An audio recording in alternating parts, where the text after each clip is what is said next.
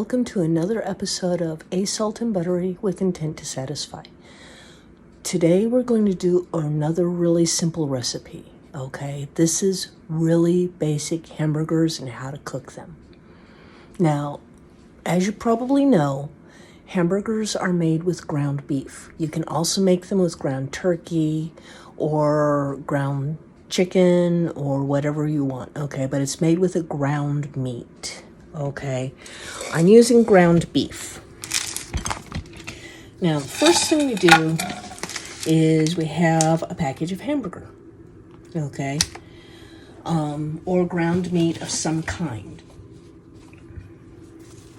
Now, I prefer to do this with gloves because the whole raw meat thing, I don't want to get all that blood on my hands, and then after I make them and start them frying, I have to wash my hands like 6 times, it seems like, to get everything off. So I just avoid the whole situation by just using some disposable gloves, okay? You do not have to. This is just something I prefer to do. Now, this is a 1 pound package, okay? 1 pound, for those of you who are not very good at math yet, okay, works out to 4 quarter pounds. And the standard hamburger size is a 1/4 pound. So I just took a butter knife and I cut this into 4 pieces. Ta-da! Now, 1 piece here. Take it and roll it into a bowl and then smush it. Okay, you can do this by hand. You can do this, and as you can see, the texture seems to have changed already. It hasn't really, it's just smushed. Now, this is the size of hamburger you would get if you're going to a standard burger place and getting a standard 1/4 pound burger. Okay, this is really simple to make. Absolutely one of the easiest things in the world to make. So we put it on the plate in preparation, and then we make as many hamburgers as we want. You do not have to use the whole package at one time. I happen to only need 3 hamburgers tonight for various reasons, so I am just making 3. That means I'm going to have some left over. That is okay. Now, do these have to be perfectly shaped? No. Do they have to be perfectly flattened? No. Go with what you prefer. These are a little bit flatter. They'll cook a little bit faster. Okay. If I take the ball and just go like this, I have a fatter hamburger, but it does take a little bit longer to cook. Okay.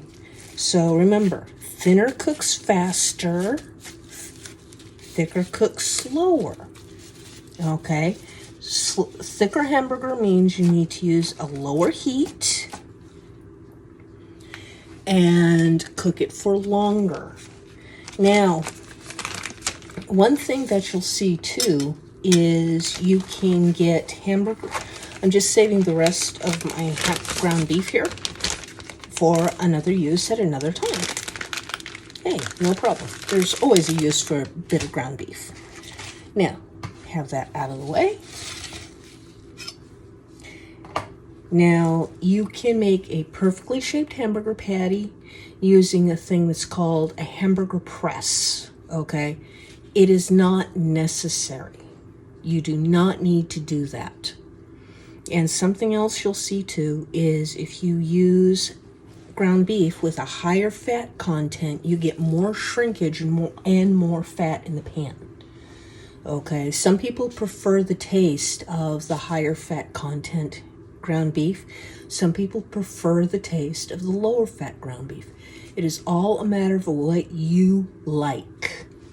So now we're going to take our happy little hamburger patties. We're going to put them into the frying pan.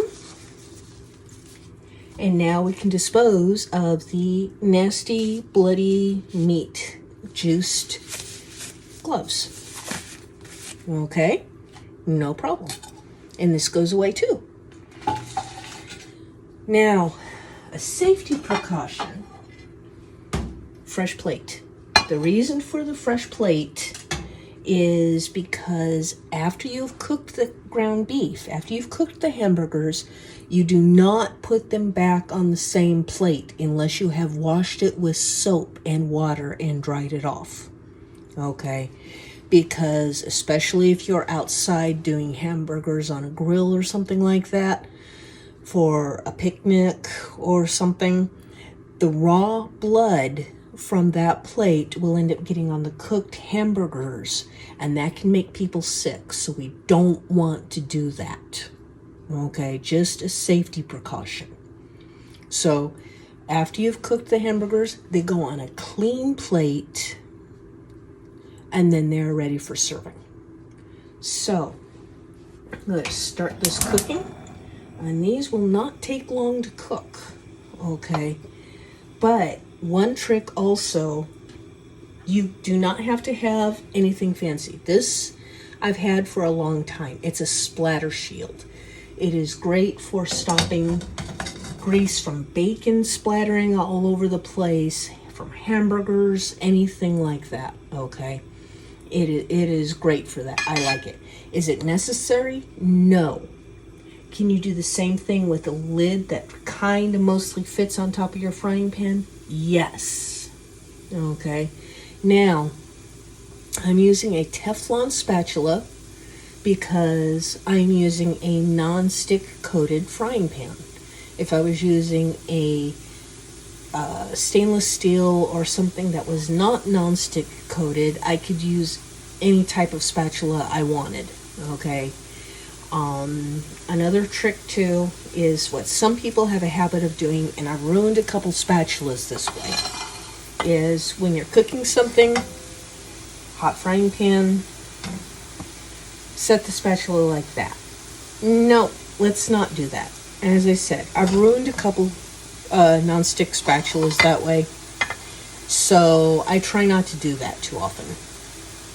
Now, one thing, as I said, we don't want to get the blood from the raw meat onto the plate we're going to be serving with. So, we have this plate here. Okay, we're setting it aside. And we're just using either another plate or a paper towel or something to set the spatula on when it's not in use. This helps keep your counter from getting dirty. Okay, because we do not want raw blood getting on the counter, because then we have to clean and disinfect everything.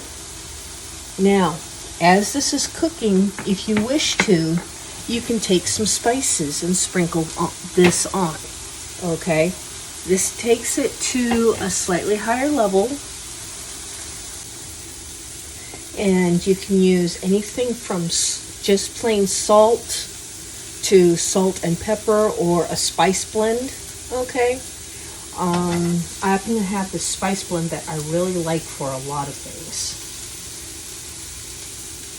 So, but that is more complicated, and we will do it at a later point. Now, at this point, these are starting to smell kind of like hamburgers.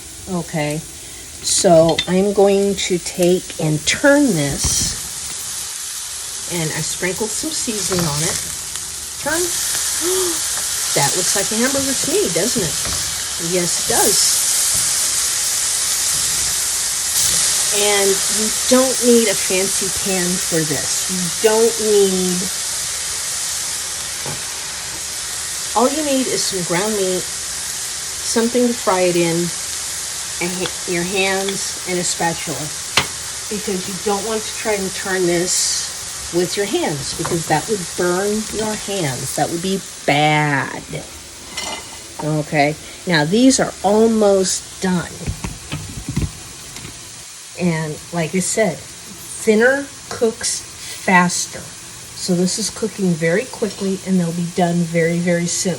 And then they'll be ready to serve however you like. Okay, at this point, if I was wanting to make cheeseburgers, at this point, this is when I would take and put a slice of cheese on the top. Okay.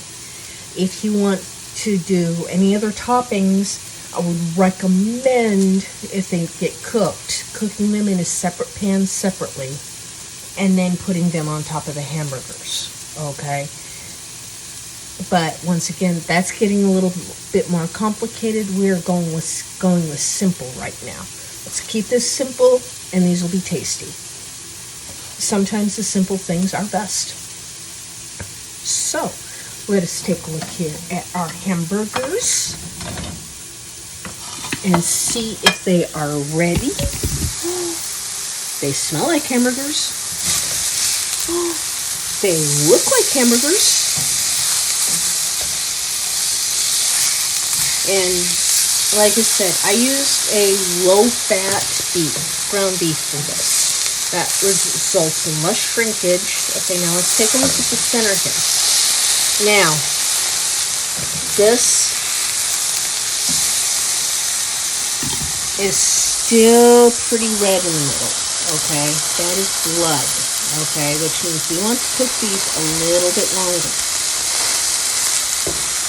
Now, and as you can see, some coming out here. Okay. Now, another trick is do not smash the hamburgers down with a spatula. It will seem to make them cook faster, but you end up losing all the juice from the hamburger when you do that. Because part of what makes a hamburger taste good is the juice that it retains. Even though it's cooked all the way, it's the juice that helps make it taste good, okay? Because I'm sure you've had the dry hamburger. Yuck. We're trying to have yummy hamburgers. So we use a slightly higher heat to sear it, which is the blackening part on the outside that helps seal in some of the juice, okay? And then we cook it until desired doneness. Now, if you're someone who likes your meat raw and bloody, hey, more power to you. That means these hamburgers are done already, okay? If you like them more cooked, then just cook them longer. But pay attention because we don't want to turn these into charcoal, okay? Charcoal, not good. And we don't want to start a fire, and we don't want all kinds of bad things to happen, okay? So, but now,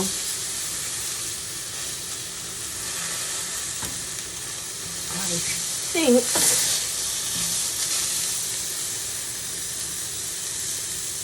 this one, let's take a look at it.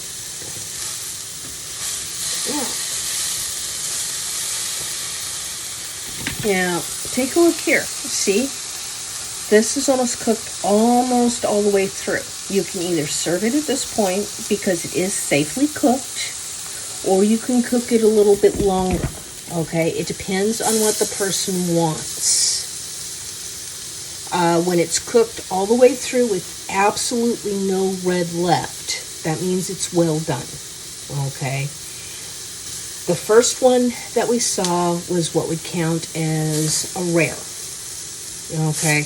Just cooked on the outside, inside still bloody. Okay? Well done, it's cooked all the way through, no blood left. Medium is kind of between the two. Okay? Just so. I think these are done. So, I'm going to pull them out, put them on a plate, and say, we have some hamburgers. And as I said, you can serve them on hamburger buns. You can serve it straight on a plate. You can serve it with the side of fries. You can serve it just plain like this. You can serve it however you want. Okay? The most important thing is that you like it, because you're the cook. This is what you're making, and it's no fun if you don't enjoy it too, okay? So, personally, I just like my hamburgers with a little bit of ketchup, and I am good. So, anyway, this was another episode of A Salt and Buttery with intent to satisfy. simple recipe, hamburgers for beginners. So let's have some fun with this. And yes, you can get so fancy with these, but you don't have to. This is the basics. Have some fun. Thank you.